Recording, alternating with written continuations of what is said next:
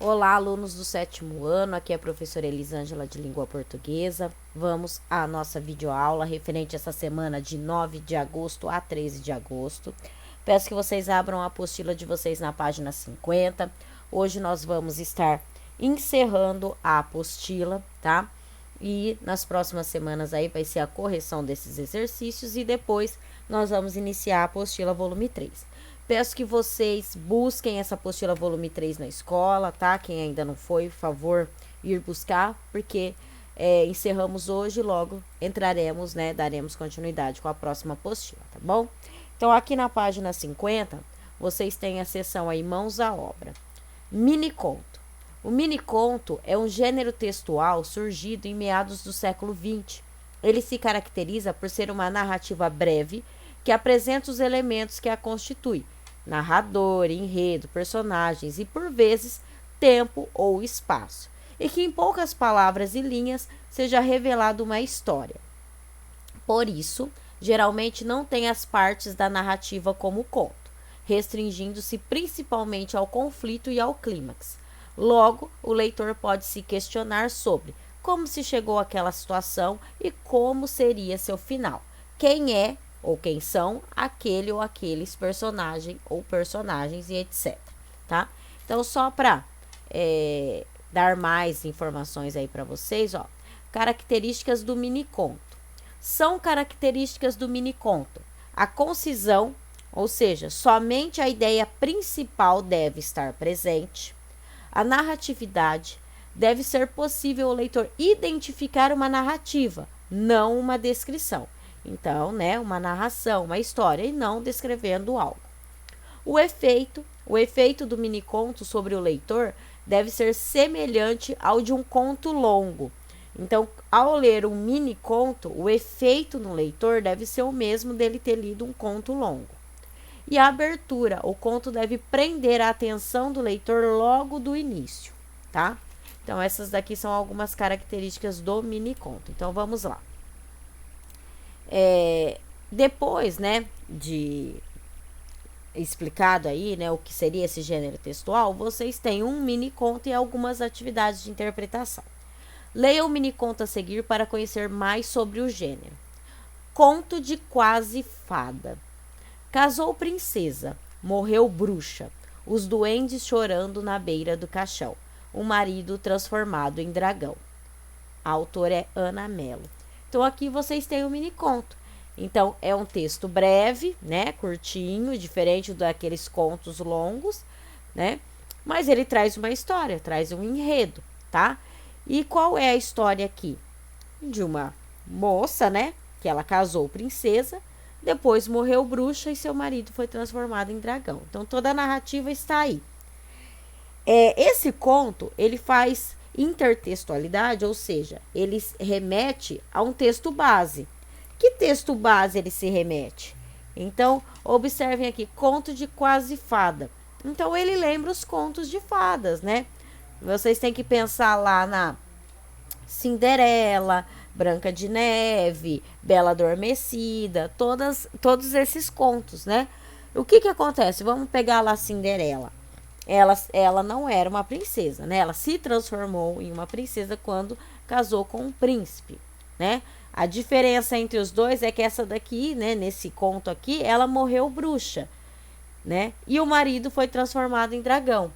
E lá no conto lá da Cinderela, no conto de fada da Cinderela, ela era, né, uma menina que estava sendo maltratada pela madrasta.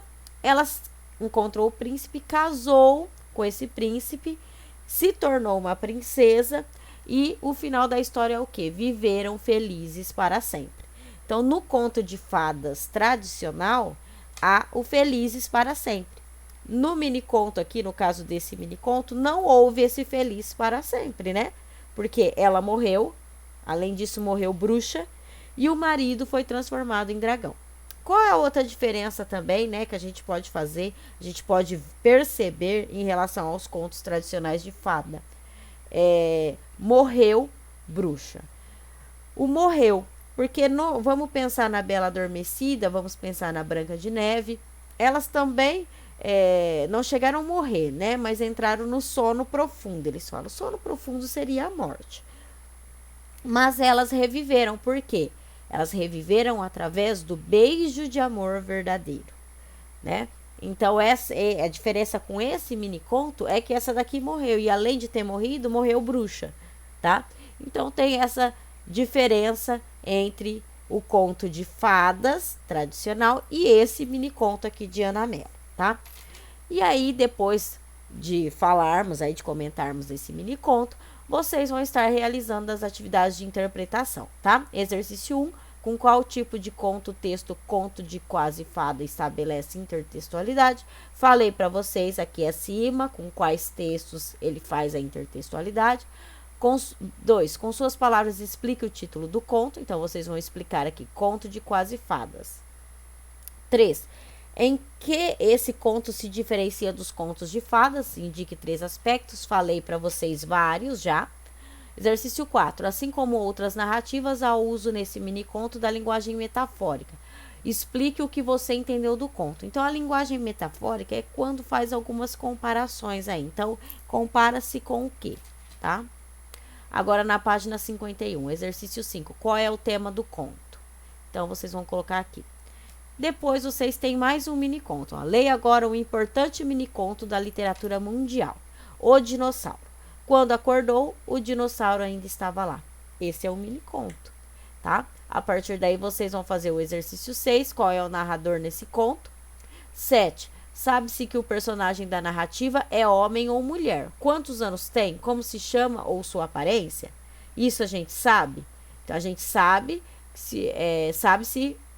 se o personagem da narrativa é homem, mulher, quantos anos tem, como se chama ou sua aparência. Dá para saber através aqui da narração desse mini conto?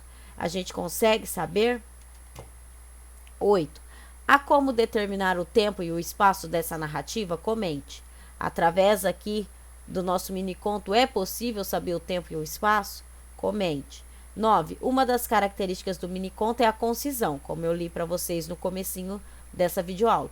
Que efeitos de sentido essa forma de narrar provoca no leitor? Então, o que vocês acham? Então, vocês vão estar realizando até o exercício 9 nessa página. Depois, vocês vão da página 51, que é essa daqui, para a página 55, tá? 55, na seção O que aprendi, tá? E aqui vocês sabem, né? A seção O que aprendi são exercícios a respeito do capítulo estudado. Então, vai fazer aqui, ó, uma comparação entre conto e mini conto. Lembrando que todas essas respostas vocês encontram na própria apostila, tá? Nesse último capítulo estudado. Depois, 2, com base no que você estudou no capítulo, faça uma síntese do conceito de paráfrase. Então, nós estudamos paráfrase, então, fale aqui um pouquinho do que é. 3, reescreva o trecho a seguir parafraseando. Então, vocês têm um texto, vocês vão escrevê-lo com suas palavras, tá? Mantendo o sentido. Parafrasear é isso.